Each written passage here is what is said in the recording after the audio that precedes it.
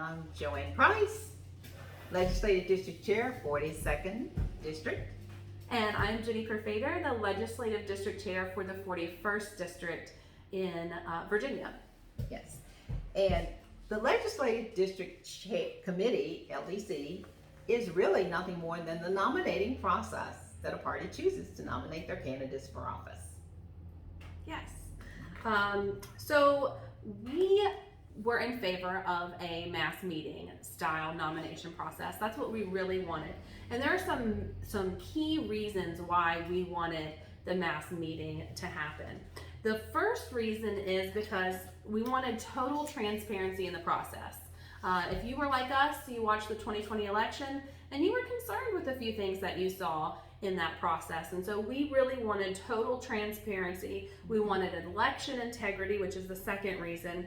One of the options is a state-run primary. And in a state-run primary, you have 45 days of early voting, you have mail-in ballots, you have absentee ballots, you have ballot harvesting, we had dead people voting, Yes. we had all kinds of issues. And when you use a mass meeting, you eliminate all of those issues. You don't have 45 days of early voting. You don't have mail-in ballots. You don't have ballot harvesting. You don't have absentee ballots. You don't have dead people voting. We have the poll books right in front of us. We have the person right in front of us. We can stipulate you have to use your ID. And so we know they are who they say they are. And it's completely transparent and completely full of integrity. We know who they are. And one great important thing is a great benefit is you find out the results immediately. Absolutely. We don't have to wait a week Yeah. to find out who our nomination is. That's right. We know right then and there. It also makes candidates get out in the community and talk to people. It makes them work. It makes them go door to door. It makes them hold rallies. It makes them really work for your vote. They can't just send out mailers. They can't just post signs everywhere. They can't just do commercials. They have to actually work for your vote and get out and talk to you, the people, because most people aren't going to come to a mass meeting just through a mailer that they send out. Most people need that face-to-face invitation to get them to come to a mass meeting. So we really wanted the candidates to have to work hard, and we wanted them out in the community, and we wanted them talking to people and knowing what the people thought. Absolutely. That anyone can run because it doesn't cost millions of dollars to run. Jenny's going to talk about the story of the Mr. Durr in Trenton, New Jersey. But the question I have to ask is why would anyone spend $1.1 million just to get a $17,400 a year job? Absolutely. Why would anyone do that? But that's exactly what the Republican Party of Virginia spent on Delegate Ballard's seat.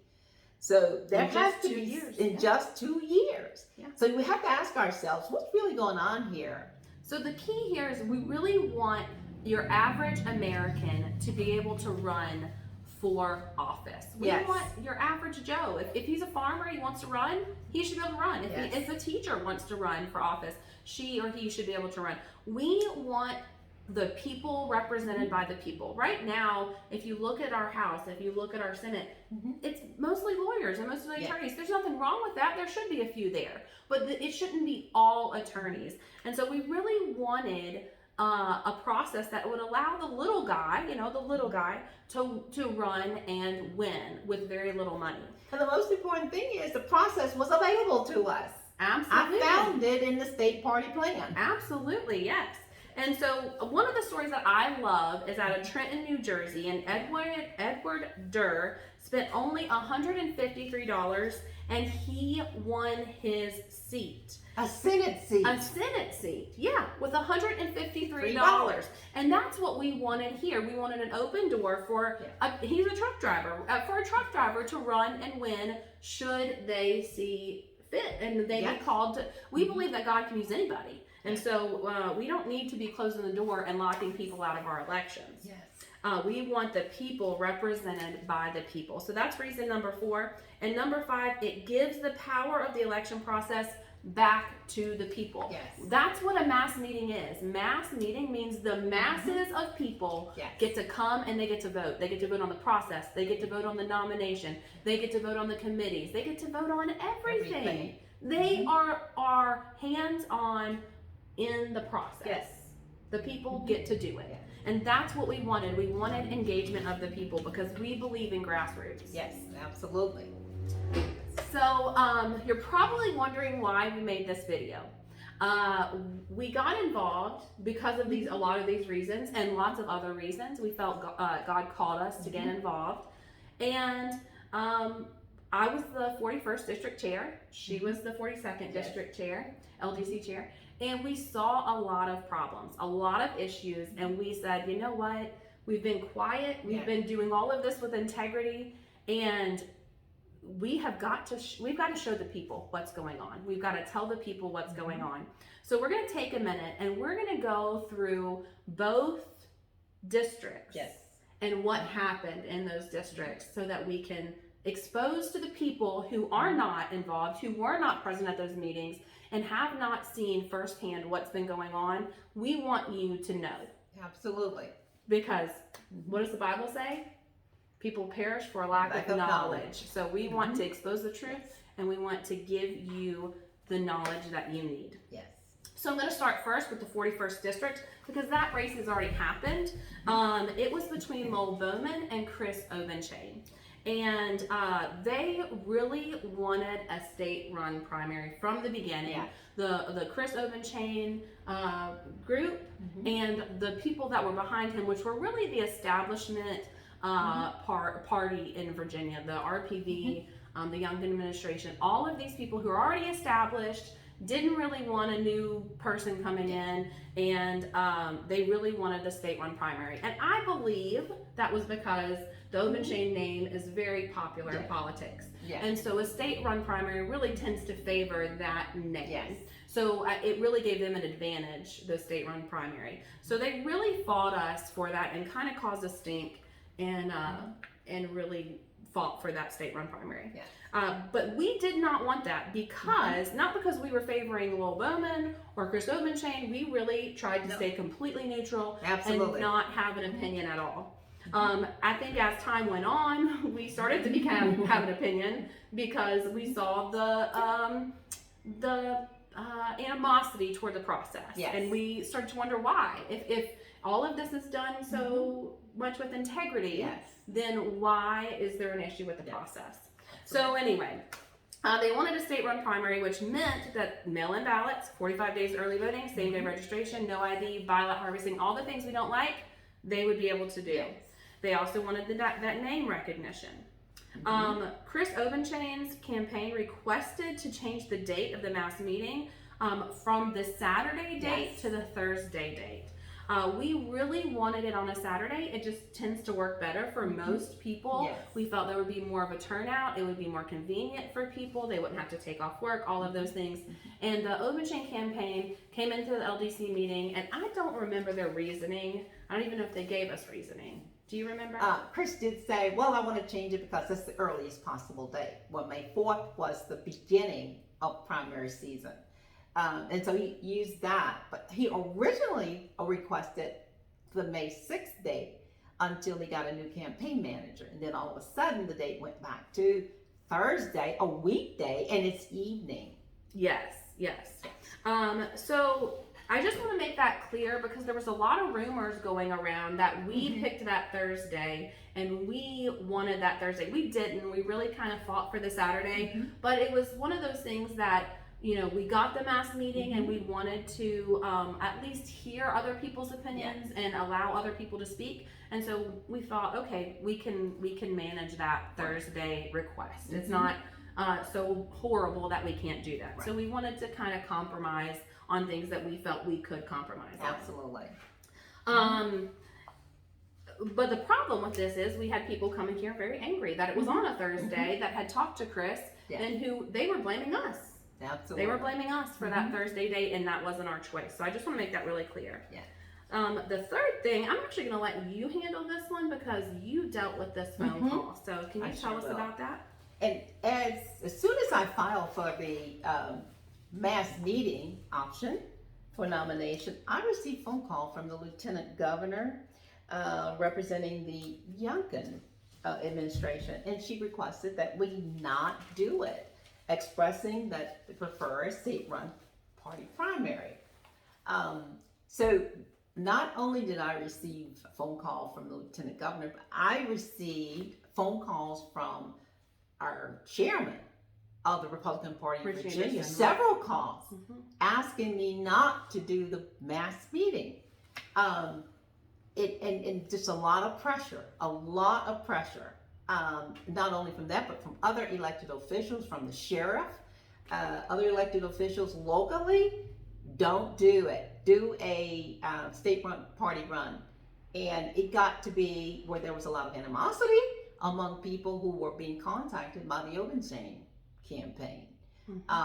So we did experience a lot of animosity. Yes.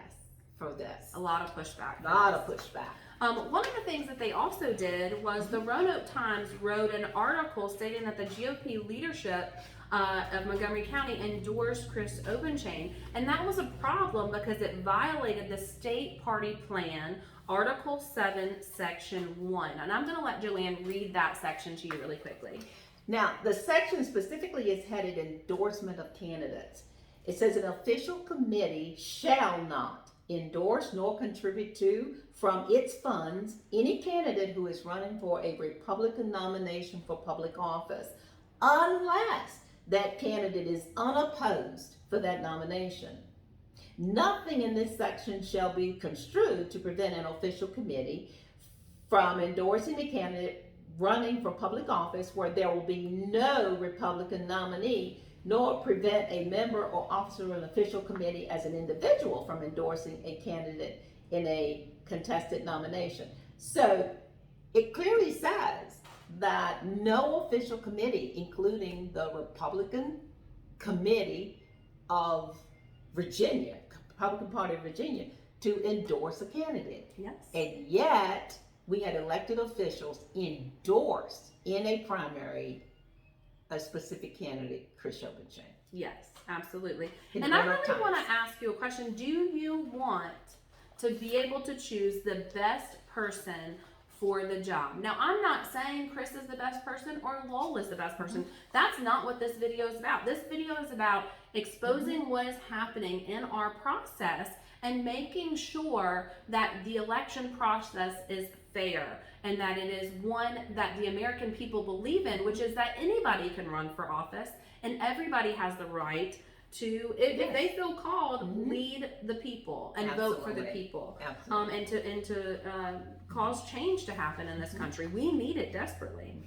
Do you think people should have the right to choose their representation without somebody at the state party level or at the state governor level or any level of government putting their finger on the scale? They should not be able to do that. And so that's really what our concern is. Absolutely. And then 1 week before the mass meeting, the RPV, which is the Republican Party of Virginia, sent out a direct mail piece paid for by them for the Obenshain campaign.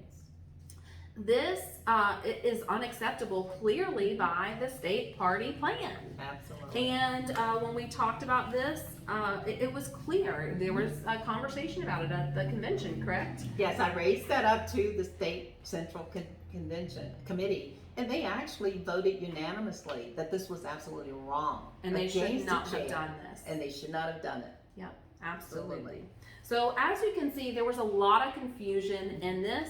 And it seemed from our point, now I don't want to accuse anyone of anything that they didn't do, but from our perspective, working here at the Republican office and having to vet lots of questions and to answer lots of people's questions and getting emails and concerns, it seemed like all of the confusion was coming from the Obenshain campaign. Absolutely. And it was painted, I believe that it was painted in a light to say that we were doing something wrong and we were against him. I just want to say clearly, I did not make up my mind for sure who I was going to vote for.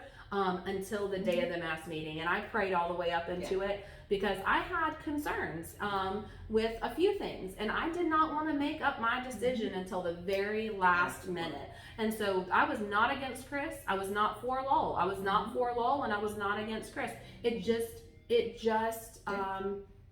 I wanted transparency, and I wanted an honorable process, and that's what I was fighting for, and that's what Joanne was fighting for. Absolutely. And I cannot vote in the 41st. Yes, that's my district. So I don't have a dog in that fight. Exactly.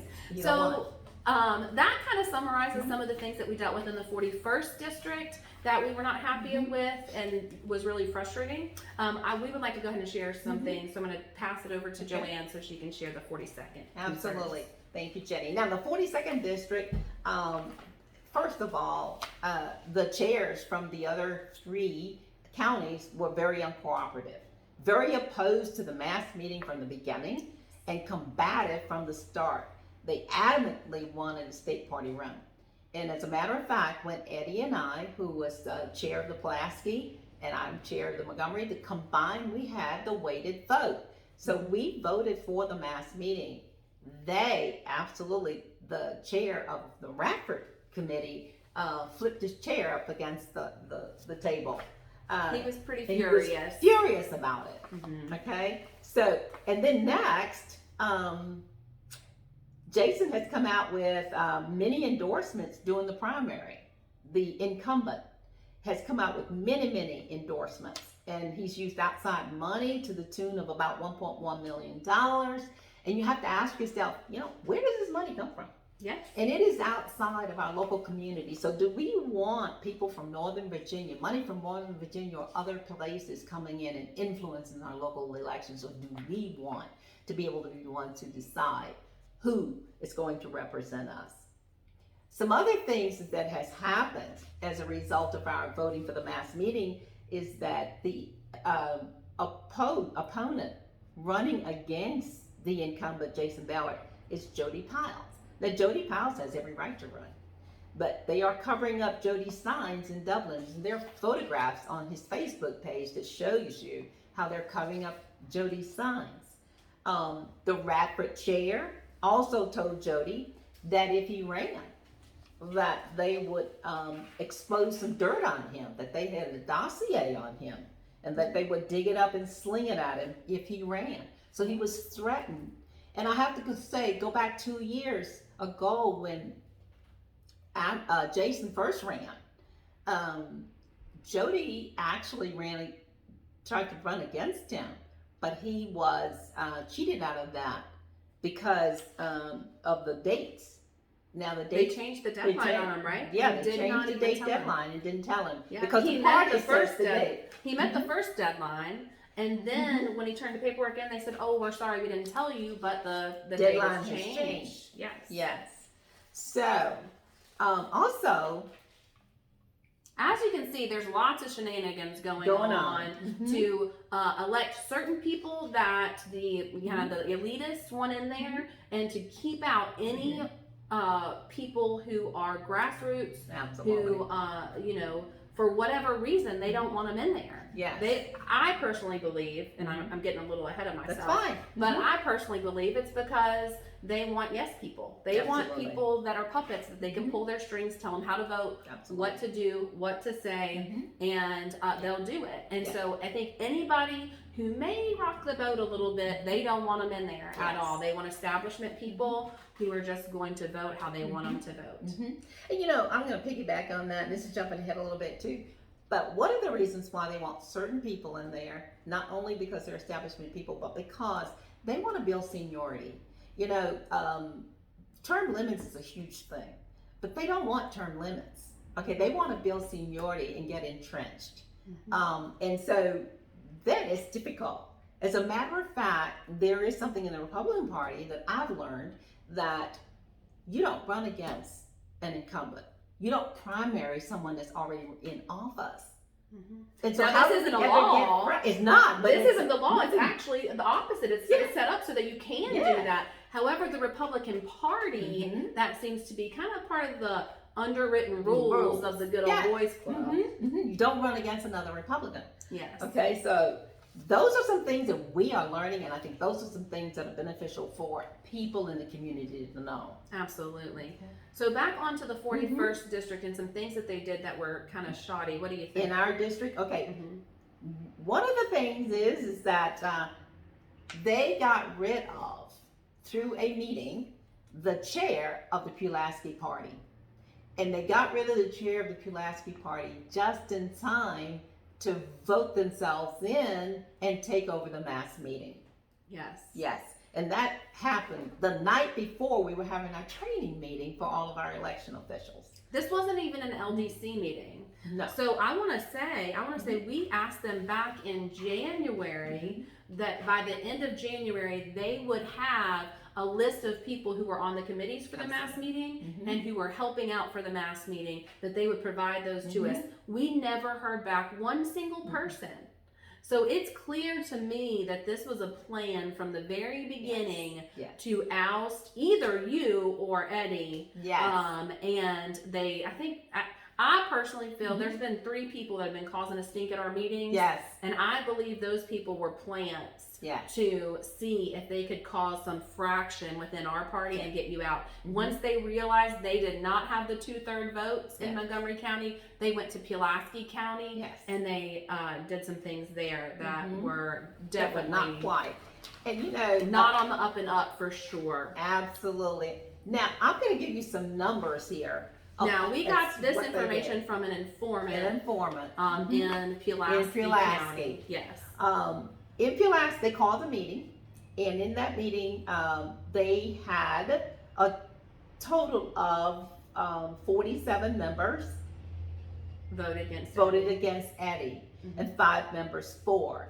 Now, accordingly, their roll or their membership is 90 members, and a policy plan, the state plan says you must have a 2/3 of that membership, total membership, which would be 60 people. 60 people. Yep. Okay, so this is one member. Now she told us that she is a member, and they refused to let her vote. Yes. So as you can see, they are doing everything they can to keep control. Now, again, in this district, I don't even get to vote in this district. This isn't my district. Yeah. Now, I have my favorite. If I was in this district, I know who I would vote for. I did not have a favorite in the 41st district. Same thing with Joanne. I think Joanne pretty much knows who she's voting for, but it was over time that she made that decision. Yes. And so we did not go into this to endorse one candidate over the other. We just went into it to level the playing field. And the fact that we've had so much backlash because we wanted to level the playing field, we wanted transparency, we wanted open and fair elections. That's a huge red flag. Yes, people need to understand the battle that we have been up against, especially this woman right here. I mean, she has had it. I mean, they've come after her hard. And I have worked with her, and I'm a person of integrity, and I will not work with anybody that I see that does not have integrity and does not do the right thing according to the Word of God. And this woman, I have never, not once, in the time that I've worked with her for right out of year. Right out of year. It was May last year. Then I would not work with her if I didn't see that level of integrity. And so I just want to say, I trust her fully. To make the right decisions. I listen to her all the time. The Bible says out of the heart the mouth speaks, and I can tell you that her heart is for this country. She loves God, she loves this country, and she wants open, fair, honest election processes, and that's all we wanted. We didn't want to endorse any candidate. That's right. That's it. That's right. We're neutral. Yes. And I can say the same thing for Jenny, and I can say the same, and her track record shows it. And she is a former teacher, and I can tell you that she loves her children and she loves the country, but more than that, she loves God and obeys God.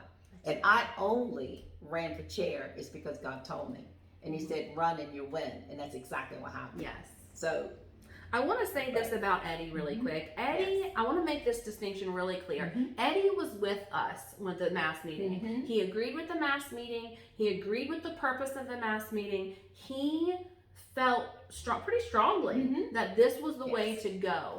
And so we had the numbers when we had Eddie. So they came after Eddie because they could not come after us. Absolutely. They went after Eddie. They took him out because they wanted control of the meeting. As soon as they got Eddie out, they called an LDC meeting again. Yes. And that was the purpose of getting Eddie out. Yes.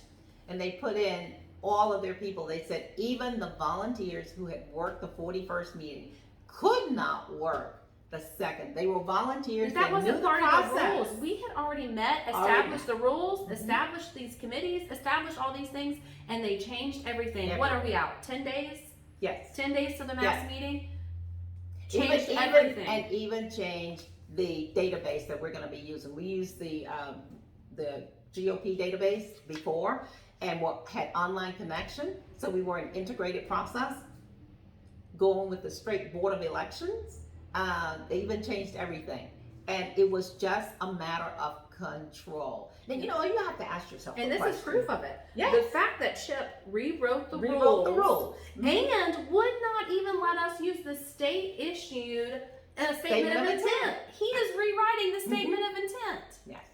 It just goes to show they do not want to release that control that they have. Yes.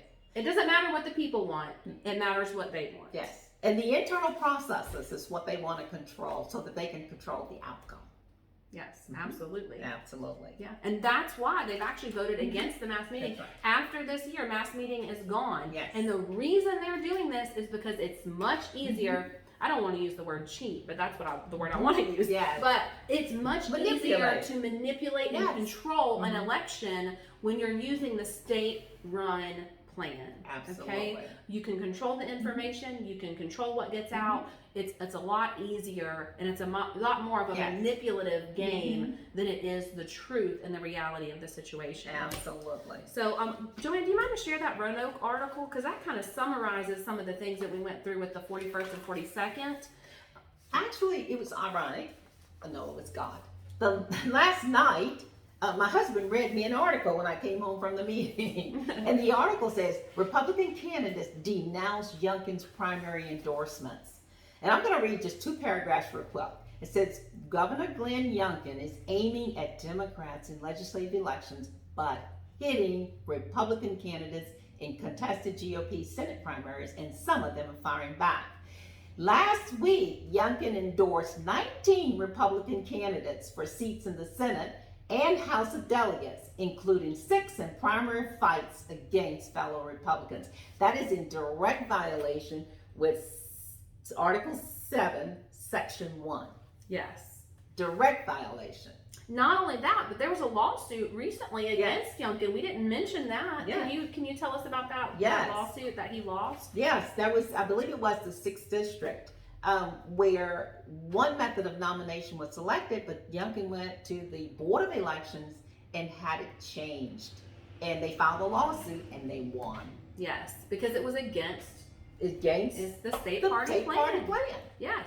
Yes. Again, the rules are set up so that anybody who wants to run should be able to run, and that they cannot put their finger on the scale. I kind of shy away from sharing this, but it just came to my heart, so I'm going to go ahead and share it anyway. I know for a fact that Lowell and his family spent their own money, that he took off time from work and door knocked and really worked hard for that. And then to have your own party, I mean, it's his party, the Republican Party is his party, he's a Republican, put their finger on the scale against you, that's just not right. It's not right. The Democrats don't do that. They don't. They don't do that. And that's why, in my opinion, they have an advantage over the Republicans. They do. Because they don't, clearly, look at Fetterman, look at some other people that they've run. Clearly, they don't care about this image that they're putting out there. They just run whoever, That's okay? right. So I'm not going to go into that too much, because who cares about what the Democrats are doing. Yeah. But I really just want to say the Republicans have got to stop putting their finger on the scale.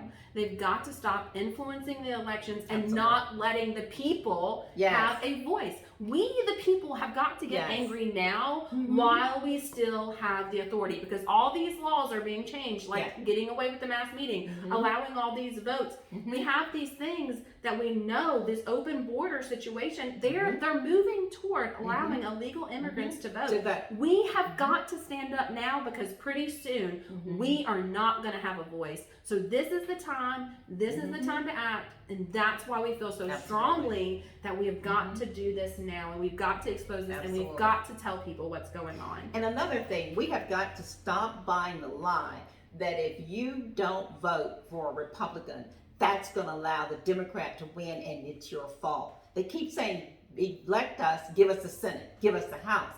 But don't you know, they did not deliver, the House with their majority did not deliver on school choice for us. Yep. So we have got to stop The being Republicans afraid. had The the House. House. There should have been no reason that we didn't get school choice. Absolutely. And we didn't get it. We didn't get it. Because we have those establishment characters in there who do what they're told Absolutely. and not what's right by the people. Absolutely. We have got to have representation. Right now, the people do not have a voice in Richmond, and we've got to change that. Absolutely. And we just talked about my second point. Yes. Now I want to make two last points, and then Joanne, I'm just going to give the floor to Okay. you if you have anything you want to say, and then we'll finish up because I know this is a long video. Yes. I just want to point out, I hear a lot of people say that we don't have a voice here in Southwest Virginia. We don't have a voice that, up in Richmond, they don't listen to us. And the reason I believe that is true, from what I have seen over the last year, is because they get their establishment people paid for by Northern Virginia, Yes. paid for by Richmond, and they put them in their seats. Yes. So now our voices here in Southwest Virginia, well, there's my Southwest Virginia, Southwest Virginia, Yes. our Appalachian area is left out of the process and out of the decision making because they come in and say, no, we don't want you rural Appalachians in there. Yes. We don't want you Southwest Virginians in there. Yeah. We want our people in there. So we got to get this guy who looks more like a Richmond guy, who looks more like a Northern Virginia guy, and we got to put him in there because we want him to do what we said. And that's not right. Southwest Virginia deserves as much of a voice Absolutely. as Northern Virginia, as Central Virginia, as Richmond, Virginia, anywhere across the state. We deserve a voice, and we have got to fight for it. Absolutely. Now, I'm going to do something that I did not do in the 41st District. And when it came down to time and I kind of knew who I was going to support, I did not endorse this person. I did not say publicly that I wanted this person to win because I felt that you should not put your finger on the scale. Absolutely. But now, seeing all these people put their finger on the scale and say what they think, I'm going to say what I think. Yeah. Because I'm not the chair of that committee. So I feel free to say what I want. And I feel very strongly about this. So right now, I want to say that I support Jody Piles. And the reason I support Jody Piles is because he has supported this process all the way through. He has never said, give me a leg up. He has never said, do this or do that because it would help me. He said, do the right thing with integrity, and God's going to take care of me. And that's what we need. We need people who say, I'm going to do the right thing. I'm going to do what's right, and I'm just going to trust God. And that's why I'm endorsing and saying I really support Jody Piles in this election for the 42nd district. I'm sorry. And I'm going to tell you why I don't and why I would never, I can't, but if I was in the 42nd district, why I would not vote for Jason.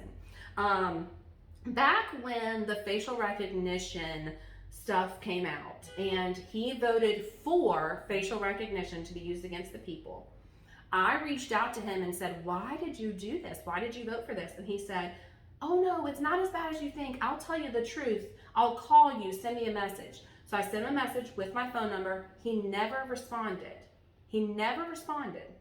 So he voted for facial recognition technology to be used against the people. And then he tried to say that that's not what it was. This is important to me because I'm really following what's happening with UBDCs, Universal Banking Digital Currencies. And with AI, they're wanting to institute a universal basic income. Like, these things are real. And as a Christian, especially who knows end time prophecy, This is very, very concerning for me. And so I do not and will not support anybody who supports universal banking, universal income, facial recognition, all of those things. We have got to fight against those things. And he supports at least facial ID. Now, I can't swear what he stands for with universal banking, digital currency, and all that stuff, okay? But I know he supports facial ID. Also, he's a politician. We invited him to our luncheon, and he said whatever he thought the room wanted to hear.